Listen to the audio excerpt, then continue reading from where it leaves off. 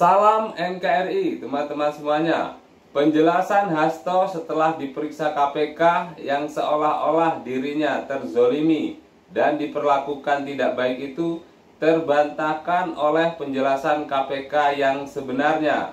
Hasto memang paling suka dengan drama, terutama drama-drama yang menguras air mata. Nah, berikut ini adalah penjelasan dari KPK. Update pemeriksaan saksi H yang berlangsung pada hari ini, bahwa saksi hadir dalam pemeriksaan terkait perkara suap pengurusan penggantian antar waktu atau PAW DPR RI dengan tersangka HM, di mana perkara ini bermula dari kegiatan tangkap tangan KPK pada Januari 2020, di mana KPK selanjutnya menetapkan 4 orang sebagai tersangka, salah satunya adalah HM.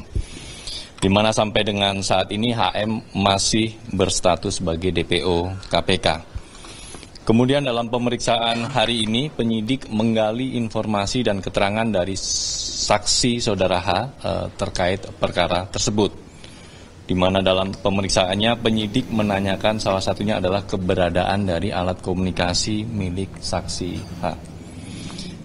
Saksi kemudian menjawab bahwa alat komunikasi ada di stafnya. Kemudian penyidik meminta staf dari saksi H dipanggil, dan setelah dipanggil penyidik menyita barang bukti berupa elektronik atau HP, catatan dan agenda milik saksi H. Terkait penyitaan HP milik saudara H, disampaikan bahwa barang bukti elektronik adalah salah satu alat bukti dalam pembuktian perkara tipikor. Penyitaan HP milik saudara H adalah bagian dari kewenangan penyidik dalam rangka mencari bukti-bukti terjadinya peristiwa tipikor dimaksud. Penyitaan dilakukan KPK sudah sesuai dengan ketentuan yang berlaku dan disertai dengan surat perintah penyitaan. Penyidik akan mengagendakan pemeriksaan saksi H berikutnya.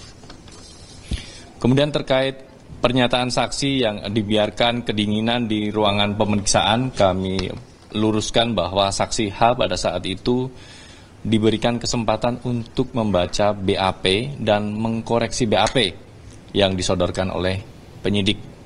Maka penyidik memberikan kesempatan dan kebebasan kepada saksi H untuk membaca BAP tersebut. Oleh karenanya penyidik meninggalkan ruangan dan kemudian kembali lagi. Demikian teman-teman beberapa isu terkait pemeriksaan saksi H. Ada dugaan kuat adanya percakapan atau bahkan dugaan kuat adanya komunikasi antara tersangka HM dengan H, sehingga harus begitu pentingnya handphone dari saudara H itu disita, atau memang sejauh mana? Substansi pemeriksaan tentu belum bisa kami sampaikan hari ini, dan tentu itu masih akan terus didalami oleh teman-teman penyidik.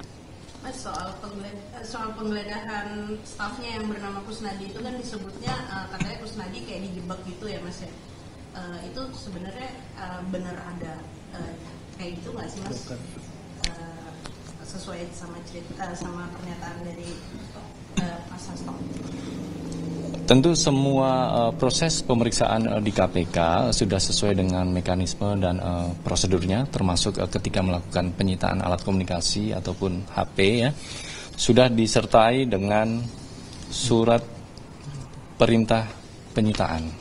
Artinya segala prosedur yang memang mesti dilakukan oleh teman-teman penyidik itu sudah firm dilakukan. Salah satu informasi yang didalami adalah soal bagaimana terakhir ada dugaan pertemuan antara HM dengan H sebelum HM itu dinyatakan buron di sebuah sekolah tinggi ilmu kepolisian di Jakarta, di Kebayoran Baru, Jakarta Selatan. Apakah itu bagian dari yang didalami oleh penyidik dalam pemeriksaan?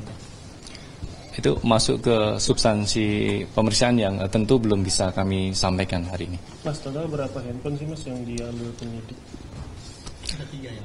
Ada 1 handphone, kemudian catatan dan juga agenda milik saksi H yang disita. Catatannya catatan apa itu? Aliran dana atau apa?